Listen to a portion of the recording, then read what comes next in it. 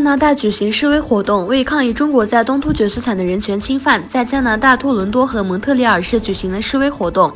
民族观念组织和加拿大东突厥斯坦协会的共同组织下，加拿大多伦多和蒙特利尔市同时举行了示威活动。与此同时，哈萨克人聚集在纽约联合国总部前面举行示威活动，以抗议中国在东突厥斯坦的人权侵犯和集中营政策。中国再次酿出丑闻，上海一家医药公司出产的一批血液制品受到艾滋病病毒感染。国家卫生健康委员办公厅发布的通知显示，上海信兴医药股份有限公司生产的静脉注射人体免疫球蛋白注射剂对艾滋病抗体呈阳性反应，即受艾滋病病毒感染。国家食品和药物局已对此展开了调查。鲁哈尼评估了美国的伊朗政策。伊朗总统哈桑·鲁哈尼表示，如果美国过去对他在伊朗的干预道歉，他们愿意接受。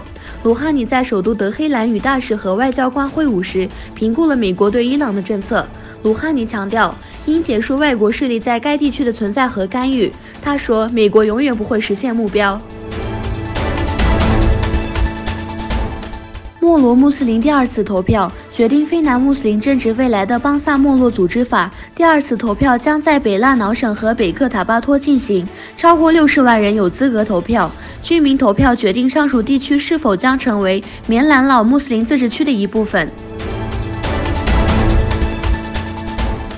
美国呼吁委内瑞拉军队承认临时总统。白宫国家安全顾问约翰·博尔顿向委内瑞拉军队提议，如果他们承认国民议会议长胡安·瓜伊多已成为国家元首，他们可以免于制裁。美国以前宣布，他们已决定对委内瑞拉国有石油公司实施制裁，并该国在美国的金融资产转移到瓜伊多。